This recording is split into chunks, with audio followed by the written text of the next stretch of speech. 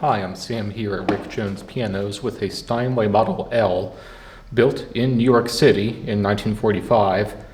It's a piano that's received some work, not only in our shop, but in the past. A technician, a good one evidently, rebuilt this piano quite thoroughly.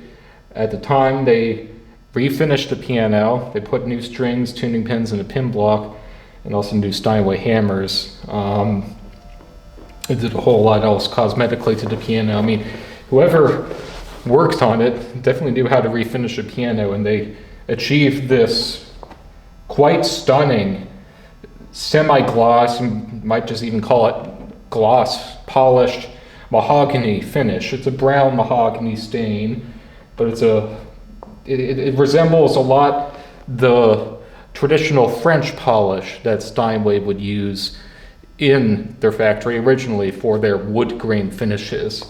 It's a very stunning piece of furniture, and I don't myself normally comment or rave about finishes as much as how the piano plays, but I do like a gloss mahogany finish, and this piano has a very beautiful one. Not 100% perfect, it did have some wear before we received it, as it was redone some time ago, but we were able to buff it and polish it up again carefully, since it's lacquer rather than polyester. And because it's lacquer, it's not a perfect mirror finish like you'll find in a Yamaha. Again, it's more traditional. The lacquer is going to have, it's like looking through a 100-year-old window. The glass panes they weren't perfect, and it has little undulations. That's just the way lacquer goes on. It's not perfect like polyester, but I think it really, in my opinion, is very faithful to the original character of this piano as it would have appeared in 1945. I quite like it very much. And it plays beautifully too. It's a mellow, warm piano with again, a more tonal projection than you would expect from just a 5'10" piano. But you would expect it from a Steinway. This piano certainly lives up to its name in that respect. And get super whisper soft and get it's very subtle when you play softly, but then you can make it sound much larger too. And the piano, it gives you all control over all the subtleties between super soft and quite a bit louder. But when you play loudly, it's not harsh at all. It's just a very smooth, warm, mellow, creamy sound that Steinway's known for. The technician themselves, whoever they were, used Steinway hammers at the time that they rebuilt it. And after some careful voicing, we were able to get it to a very agreeable, very, in my opinion, modern Steinway sound. If you're at all familiar with more recently made Steinways, such as you would find in music schools, I think you'll find this piano will remind you very much of them. And I think it certainly reminds me of a more recently made Steinway in that warm, creamy sound, mellow sound, and a somewhat firmer touch. I'll call the tone a 4 on the scale from 1 to 10, from mellow to bright. 5 is a neutral sort of sound, and 6 or 7 is definitely on the brighter side. Steinways aren't quite often, they are not often bright. At their brightest, we often find them just to be neutral, and this one I find to be very characteristic of Steinway. A large part of what has earned them their excellent reputation for over 150 years now is that typically American warm sound, and well, this piano has it. The touch I mentioned is firm. It definitely favors repertoire, classical repertoire written after 1800, say. If there are any teachers or students of teachers out there who are expected to play Beethoven onward, so say Chopin, Brahms, Liszt, eventual Rachmaninoff. The piece I played was by Isaac Elbanez. He wrote that in 1898 or something. That time period of classical music, the 1800s, works really well on this piano. It's the type of warmer sound that flatters music of that time period. It was written on pianos that themselves had a very dark sound, and which, in my opinion, is a very good complement for that type of music. I know there are many teachers who agree with me, professional pianists also, and that's why they prefer Steinway if they're playing that type of music. Likewise, that firmer touch resembles very much the more modern feel of Steinway, in my opinion. They tend, more often than not, to have more resistance than average in the keys. This piano is that way. I'll rate it a 6 on the scale from 1 to 10, from light to firm, with 5 being neutral, 6 and above being firm. It's not excessively firm. I've definitely played firmer Steinways. This one was, I'll say, pleasantly firm, and it really allowed you subtle control over that 1800s repertoire. What else can I say? Well, there's some background to the Model L too. If you've looked at Steinway's recent offerings, you'll notice that they currently make a 5'10.5" model. It's called the Model L. This is a Model L. They're very similar pianos, but they are distinct designs. They're the same length. The O is distinguished by a completely round tail. The L, the O is Steinway's first design of piano that was shorter than 6 feet. Back in, I think, 1899 was the first year, maybe 1900. It was designed at a time originally when a lot of manufacturers struggled to make a piano sound good if it was shorter than 6 feet. The transition from different parts of the piano will be very harsh, and especially this right in there, that transition would be, as I said, harsh and noticeable, and the lowest notes would not sound nearly that deep. Steinway in New York elected to modify the O design in the early 1920s. I think it was 1923. That's when it came out with the Model L, and it's distinguished with a sort of squared off tail, not completely round. It kind of has a corner in the back left end of the piano that it looks a lot more like the tail of a Model A or B Steinway. It's a bit more square. It's still a continuous bent rim, something that Steinway's been known for since 1878, I believe it was.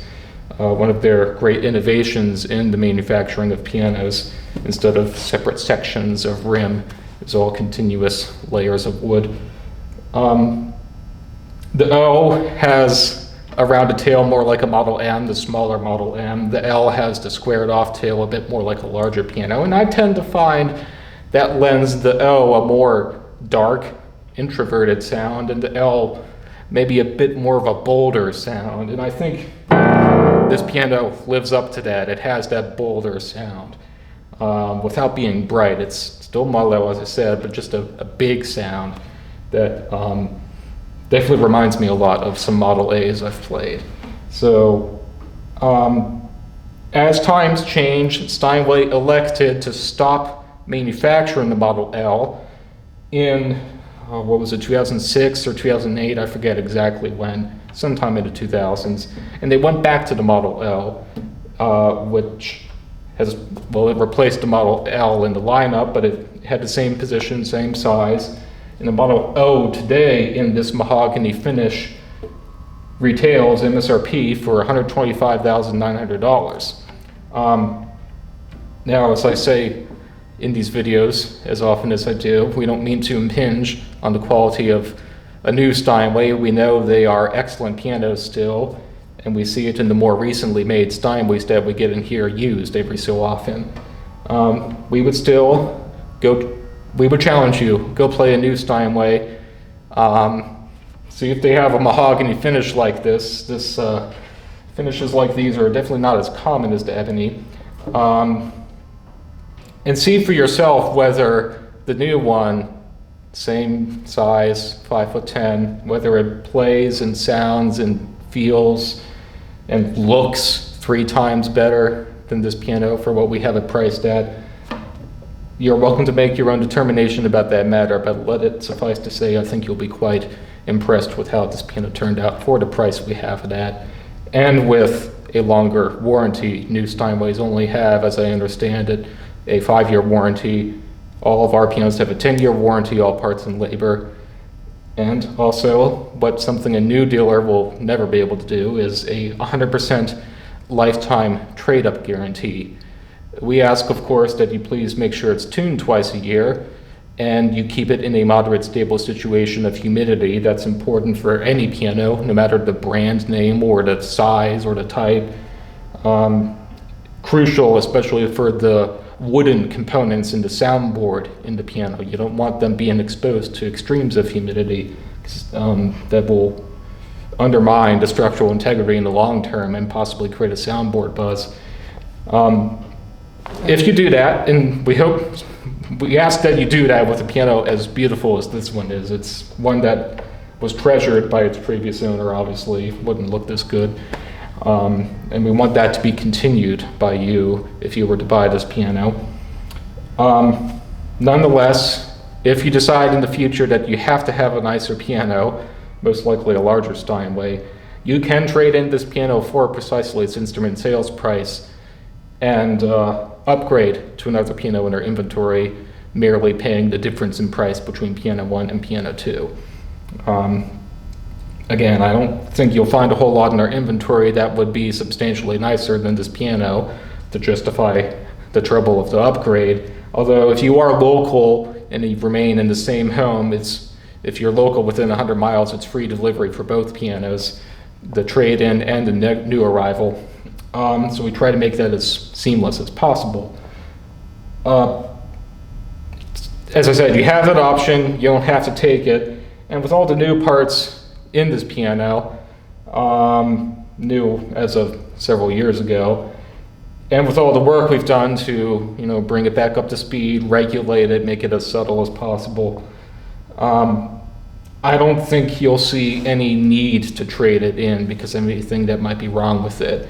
This piano has a new lease on life.